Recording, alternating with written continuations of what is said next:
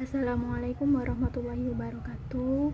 Alhamdulillah pada kesempatan kali ini saya dapat menyampaikan sedikit pembahasan tentang Daulah Umayyah. Apa sih Daulah Umayyah ini? Kemudian apa sih Bani Umayyah ini? Maka saya akan sedikit menjelaskan tentang Daulah Umayyah serta Bani Umayyah. Nah, Daulah Umayyah ini merupakan negara Islam yang memiliki sejarah besar dan pengaruh yang luas dalam penyebaran agama Islam. Daulah ini berhasil mempersatukan wilayah dari Cina sampai Prancis bagian selatan di bawah satu naungan kekhalifahan Islam, yakni kekhalifahan Bani Umayyah itu.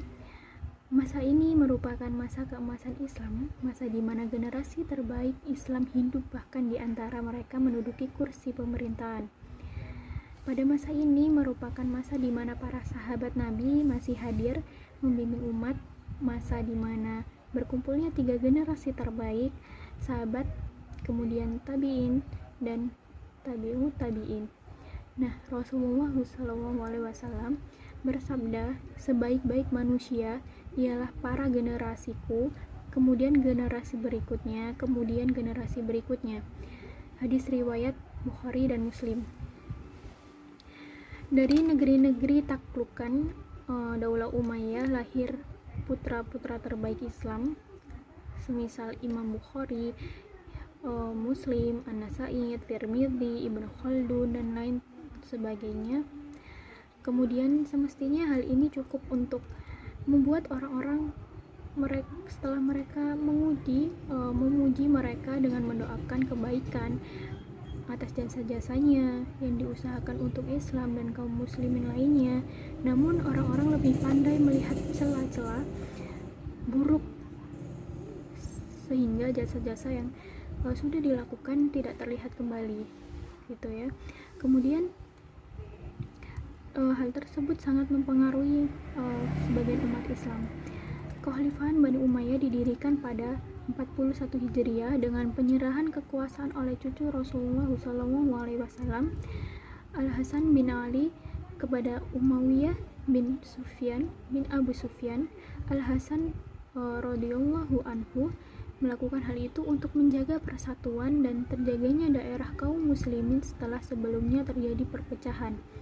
Munculnya daulah ini membuat posisi orang-orang penyebar fitnah, perpecahan terpojok, dan membuat cita-cita mereka pupus karena mereka hanya menginginkan kejelekan umat-umat Islam. Mereka menginginkan peperangan dan perpecahan umat ini terus berlangsung seperti itu. Kemudian penyerahan kekuasaan yang dilakukan oleh cucu Rasulullah SAW menunjukkan bahwa berdirinya khalifah ini tidak dengan cara-cara yang tidak disyariatkan seperti memberontak dan lain sebagainya.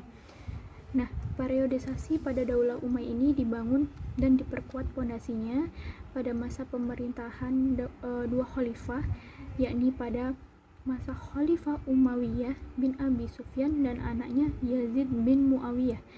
Proses tersebut berlangsung dari tahun 41 Hijriah sampai 64 Hijriah. Periode berikutnya adalah periode fitnah, berlangsungnya antara tahun 64 Hijriah sampai 86 Hijriah, yakni pada masa Khalifah Muawiyah bin Yazid, Marwan bin Hakam, dan Abdul Malik bin Marwan. Pada masa ini terjadi pemberontakan terhadap penguasa dan peperangan sesama umat Islam. Periode berikutnya adalah periode kekuatan, sama halnya dengan periode Muawiyah dan Yazid, berlangsungnya antara tahun 86 Hijriah sampai 125 Hijriah, yaitu pada masa Khalifah Al-Walid bin Abdul Malik bin Marwan, Sulaiman bin Abdul Malik, Uman bin Abdul Aziz bin Marwan, Yazid bin Abdul Malik, dan Hisham bin Abdul Malik. Kemudian periode kemunduran hingga jatuhnya kekhalifahan Bani Umayyah terjadi antara tahun 125 Hijriah hingga 132 Hijriah.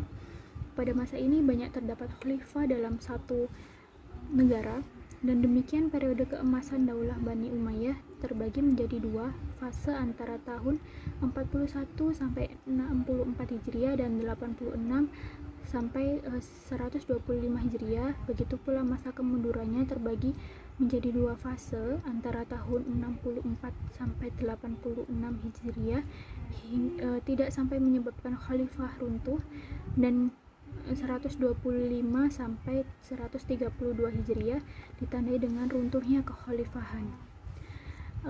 Penting bagi kita untuk mengetahui sejarah-sejarah Islam agar tetap tertanam pada diri kita sebuah keislaman yang memang kita lihat perjuangan para khalifah di zaman dahulu, dan kita tetap menjaga rasa jasa-jasa yang sudah mereka lakukan sehingga Islam pada masa sampai saat ini. Alhamdulillah, pada kesempatan kali ini itu saja yang bisa dapat saya sampaikan. Semoga bermanfaat bagi kalian semua. Saya akhiri, nun wal qalam mimma yasturun. Wassalamualaikum warahmatullahi wabarakatuh.